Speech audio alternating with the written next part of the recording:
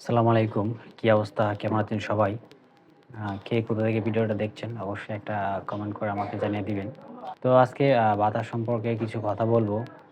আ অনেকের কমেন্টের উত্তর দিব এবং বাতার যে তথ্য সর্বশেষ আপডেট সেটা আপনাদেরকে জানাবো আরকি। সো অনেকেই বলতেছেন বাতার টাকা কি বৃদ্ধি পাচ্ছে কিনা? এই বিষয়টা একটু ক্লিয়ার করি আগে। তারপরে কবে নাগাদ পেতে পারেন? পেরোলের কি অবস্থা? সেটা নিয়ে আলোচনা করব। সবকিছু শুরু করার আগে রিকোয়েস্ট একটাই, ভিডিওটা একটু মনোযোগ সহকারে দেখবেন। ভিডিওতে কি কথা বলে সেগুলো একটু শোনার চেষ্টা করবেন। দেন তারপর হচ্ছে কোনো কিছু জানার যদি থাকে তাহলে অবশ্যই আমাকে কমেন্ট সেকশনে কমেন্ট করবেন। আমি হচ্ছে আপনারা খেয়াল করলে দেখবেন যে প্রত্যেকের কমেন্টের উত্তর দিই আরকি। সো ফার্স্ট অফ অল আসি যে আসলে ভাতার টাকা কি বৃদ্ধি পাচ্ছে কিনা? গর্ভবতী ভাতা বলেন, বয়স্ক ভাতা, বিধবা ভাতা, প্রতিবন্ধী ভাতা। আ অনেকে বলছে যে ভাইয়া ভাতার টাকা বৃদ্ধি পাচ্ছে, এই বিষয়ে আপনি কিছু জানেন কিনা? সো এখন পর্যন্ত এরকম কোনো জেলার মধ্যে ভাতার টাকা যে বৃদ্ধি পাচ্ছে বা পাইছে এরকম কোনো নিউজ বা সমাজসেবা থেকে এরকম কোনো অ্যানাউন্সমেন্ট করে নাই।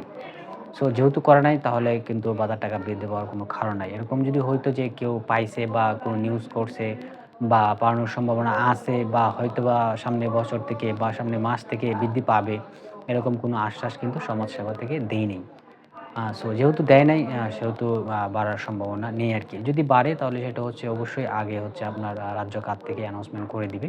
অ্যানাউন্সমেন্ট করে দেওয়ার পরে কিন্তু হচ্ছে আপনার একটা আশ্বাস রাখা যায় যে ভাতার টাকা বৃদ্ধি পাবে বা সামনের বার থেকে বা পরের ইসি থেকে আমরা বৃদ্ধি পেতে পারি আরকি।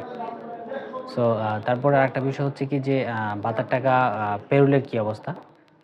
দেন তারপর আলোচনা করব যে হচ্ছে আপনার টাকাটা কবে পেতে পারেন।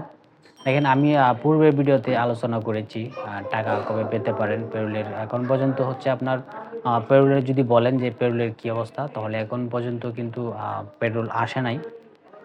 এবং অনেক জেলার মধ্যে শুনলাম মার্চের ৩০ তারিখ পর্যন্ত নাকি লাইভ ভেরিফিকেশন চলবে।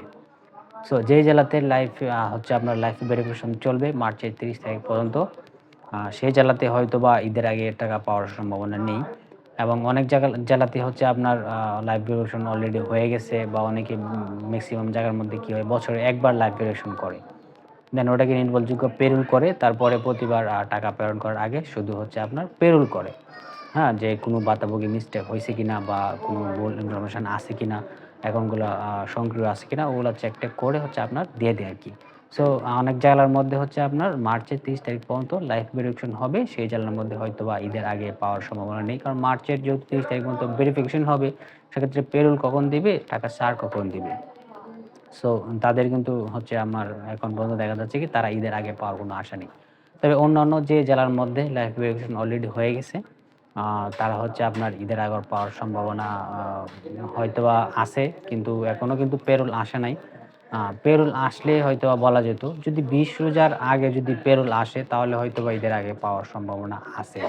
তো এখন পর্যন্ত পেরোল আসে নাই। পেরোল আসলে হয়তোবা আরেকটু সিউর হওয়া যাবে যে আসলে ঠিক টাকা কবে ছাড় দেওয়া হইতে পারে।